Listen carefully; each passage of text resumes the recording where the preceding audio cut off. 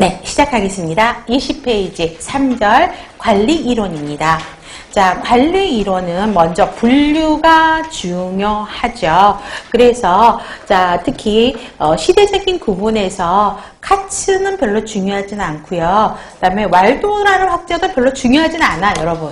그냥 왈도가 시험 문제 나오진 않고요. 왈도라는 학자는 아예 문제에 들어갈 거예요. 그래서 왈도라는 학자가 시대적인 구분으로 그냥 나눠놨습니다. 그래서 그게 가장 핵심이에요. 그래서 고전적이라고 이야기하죠. 그럼 고전적은 그게 뭐가 있어요? 과학적 방법론, 그 다음에 행정관리론, 그 다음에 관료제. 그 다음에 신고전적이 있죠.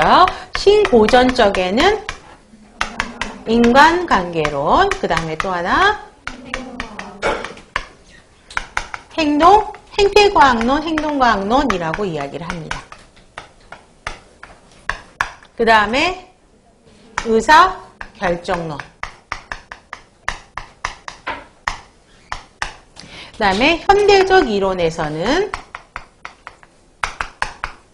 체계이론,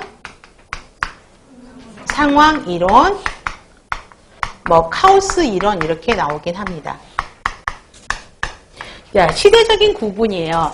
자, 고전적인 시대는 사람을 중요하게 생각하지 않았어요. 사람을 목적을 달성하기 위한 수단으로 생각을 했어요. 그래서 과학적 방법론에는 누가 나오냐면 테일러라는 학자가 나옵니다. 그래서 테일러리즘이라고 이야기를 하고 있고요. 그 다음에 행정관리에서 아까 관리라는 이야기를 처음 했던 사람이 페이올이라고 그랬죠. 그래서 페이올이라는 학자가 행정관리론을 이야기하고 그 다음에 관료제는 베버라는 학자가 이야기를 하게 됩니다.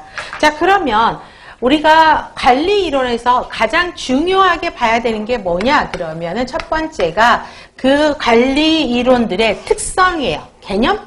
특성이 중요합니다. 그래서 이론들의 특성을 먼저 정리를 하셔야 되겠고요. 이런 관리 이론들이 관리에 미친 영향이요.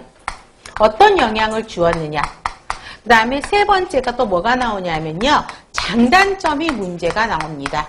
그래서 여러분들 좀 슬픈 이야기지만 관리 공부하다 보면 장단점 노이로제 걸려요. 장단점들을 막 섞어놓고요. 문제들을 많이 물어봅니다. 그래서 과학적 이론에서 과학적 방법론에서 테일러리즘의 특성이 무엇이냐, 행정관리론의 특성이 무엇이냐, 관료제의 특성이 무엇이냐가 문제에 나오죠.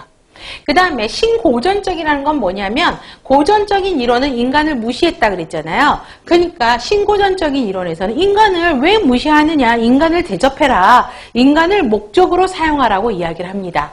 그래서 인간관계론은 누가 이야기했죠?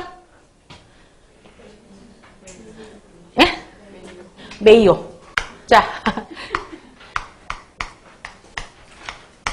여기서 호손이라고 하면 절대 안 되지. 자, 메이어라는 학자가 호손이라는 공장에서 실험 연구를 하게 됩니다. 그래서 인간이 중요하다라고 펼치기 시작하죠. 그 다음에 행태과학론은 인간관계론이 발전을 하면서 사람이 어때요? 생각만 하고 있으면 안 되는 행동으로 나와야 되는 거죠. 그래서 행동으로 나와야 된다. 행동적인 거를 강조한 거고요. 그 다음에 합리적인 의사결정을 해야 된다라고 이야기를 하는 게 의사결정론입니다. 그래서 이 학자들님 이렇게 외우시면 되겠고요. 그 다음에 체계이론은, 현대적인 이론은 길리스라는 학자가 체계이론을 아까 이야기했다 그랬죠. 그래서 간호관리 과정을 투입을 산출로 바꾸는 전환 과정이다 라고 이야기했었죠. 여기서 이야기가 나옵니다. 자, 고전적에서 신고전적의 특성은 뭐냐면 얘네 둘은요, 조직과 환경을 무시했어요. 그래서 무시해서 폐쇄적인 환경을 강조합니다. 조직은 환경과 서로 상호작용하지 않는 폐쇄적인 관점이다. 그렇지만 현대적인 이론은 뭐예요? 조직은 서로 환경과 상호작용하는 개방적인 시스템이다라고 강조를 하고 있죠. 그래서 얘네하고 신고전적하고 고전적하고 현대적인 차이는 조직을 개방 시스템으로 보느냐, 폐쇄 시스템으로 보느냐. 얘네 두 개 차이는 뭐예요? 고전적과 신고전적의 차이는 인간관이 다르다는 거죠. 인간을 수단으로 보느냐, 목적으로 보느냐라고 보는 것입니다. 그 다음에 관리도 어떤 관리 이론이 좋으냐 이게 없다고요. 상황에 맞게 관리를 하는 게 가장 좋다라고 하는 게 상황이고요. 카오스 이론들을 강조하게 됩니다. 그러면 문제는 고전적 이론들이 많이 나오고요. 특히 고전적 이론에서 과학적 관리론과 인간관계론은 완전히 반대 개념이죠. 사람을 무시하고 사람을 대우해라. 얘네 둘이 비교하는 문제가 제법 많고요.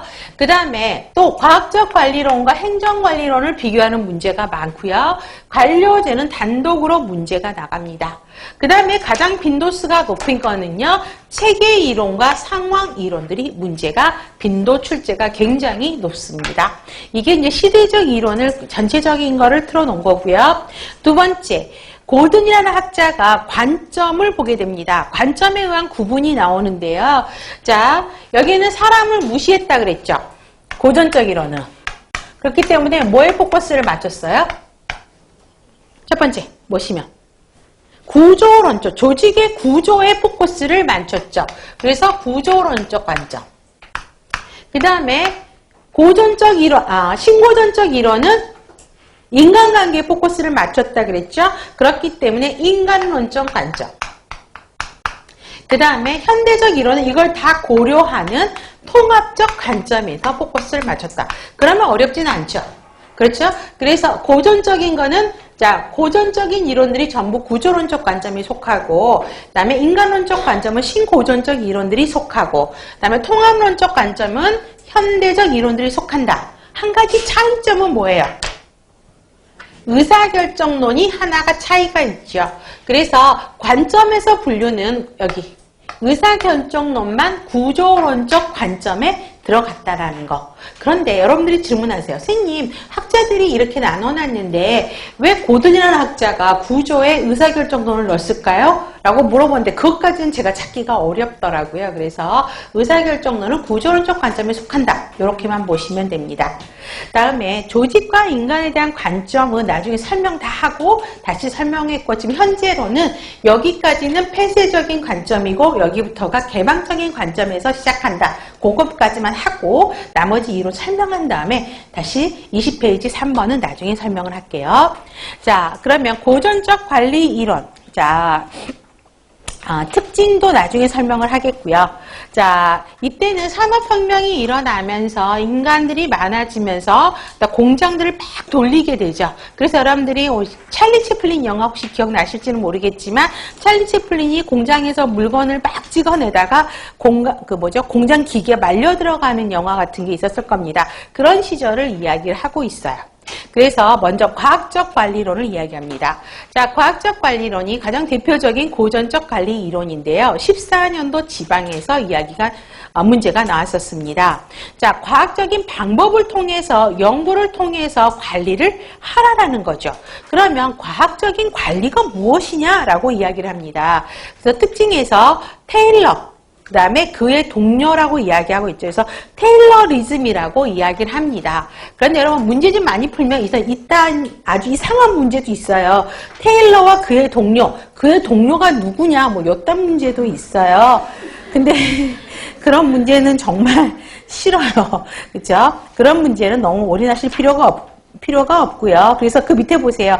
간트, 길브레스 부부가 그 동료들이거든요. 뭐 이런 문제도 있는데 그럴 문제는 필요 없고 그냥 테일러리즘이다. 테일러는 학자가 과학적인 원칙을 이제 시행을 한 거죠. 근데